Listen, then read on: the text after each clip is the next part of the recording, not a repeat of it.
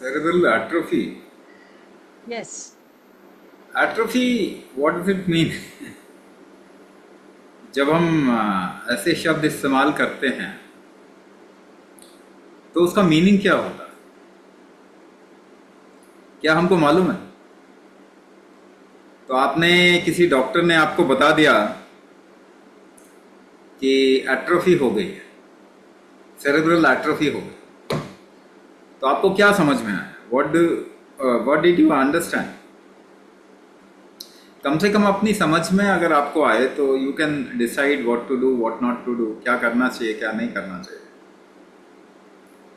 तो पहली बात, अगर शरीर का कोई भी हिस्सा, if any part of your body the growth is not proper, वहां पे वो लूज करने लग जाए, टिश्यू कम होने लग जाए, यानी नए टिश्यू नहीं बने,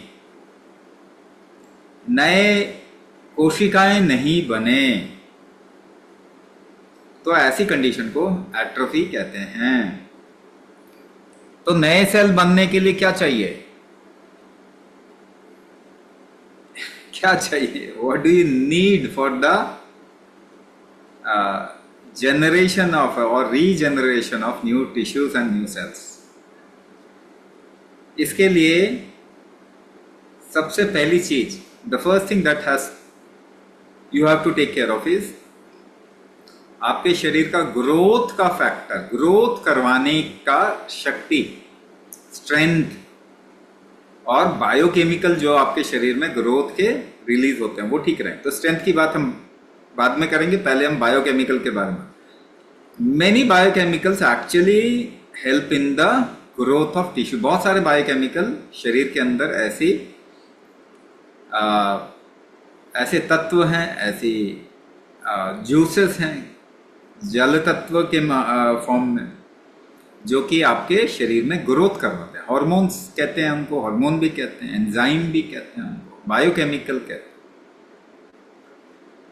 अब देखिए, ग्रोथ का फैक्टर खराब होगा तो कोई भी ऑर्गन जो है ठीक से काम नहीं कर पाएगा, जहां भी रीजनरेशन नहीं हो पा रहा है। किसी का ब्रेन में रीजनरेशन नहीं हो रहा है, किसी का लिवर में नहीं हो रहा है, किसी का हार्ट में नहीं हो रहा है, किसी का किडनी में नहीं हो रहा है, किसी का मसल में नहीं हो रहा है, किसी का नर्व्स में नहीं हो रहा है।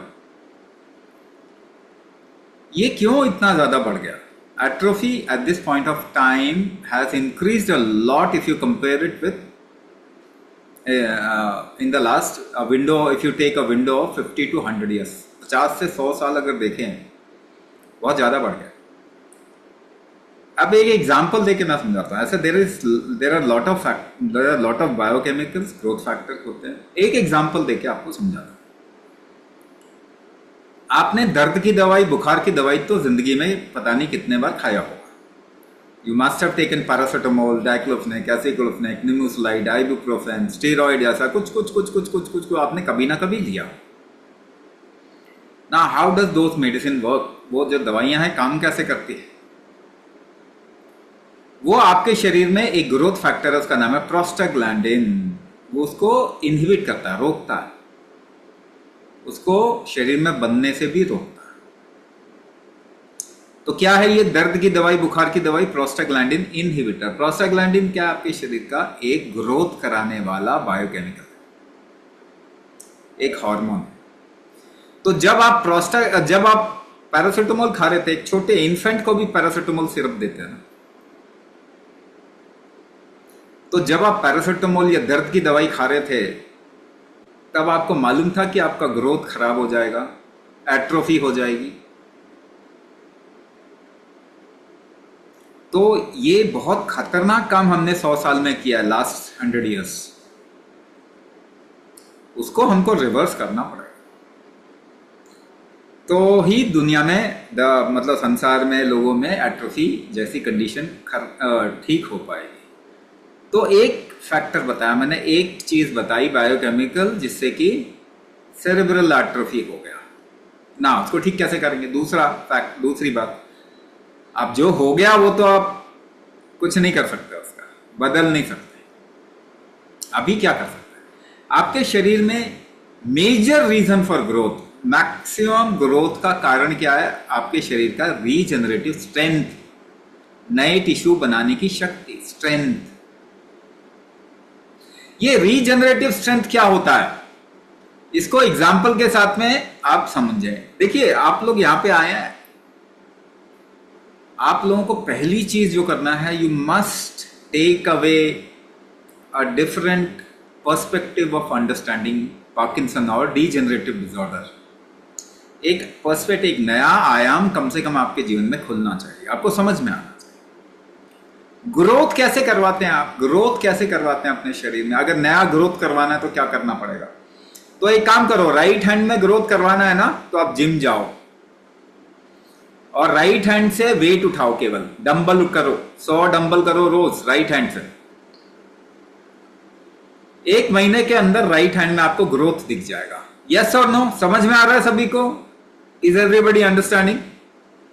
देखो, पार्टिसिपेट करना पड़ेगा, नहीं करोगे तो फिर क्या लाइफ, क्या है participation.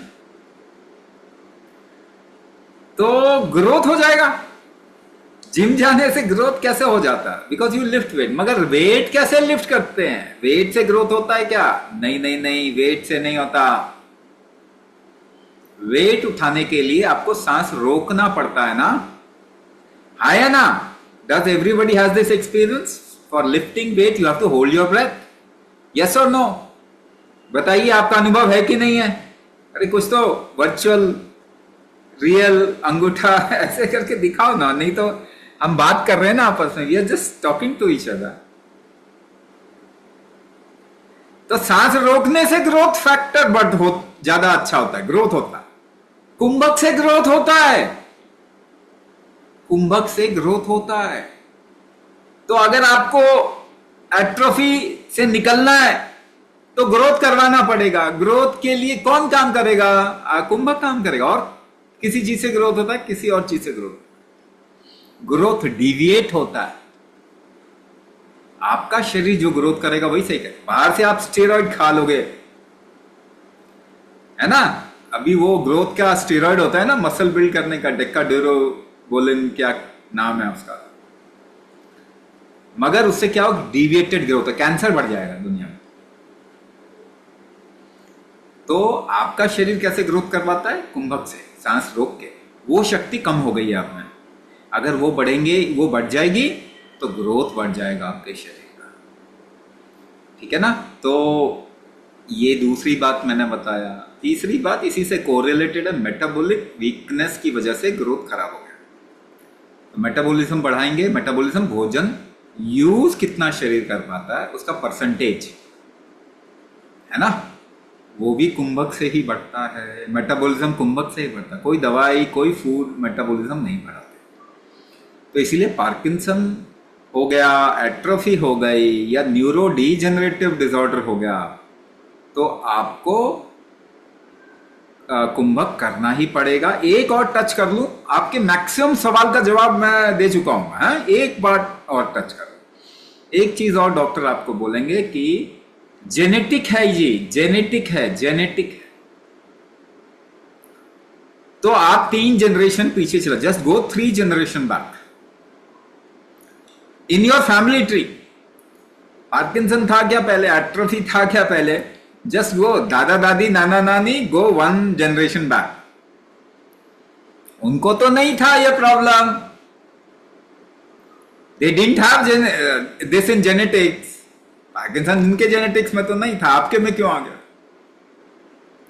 So question, there is lot of question which can be asked, but yes we are pushing it to genetics. हम आज की जनरेशन, या आज से 1 जनरेशन पहले, उन्होंने केमिकल दवाई खा के, गलत ट्रीटमेंट करके इसको जेनेटिक्स में पुश किया है।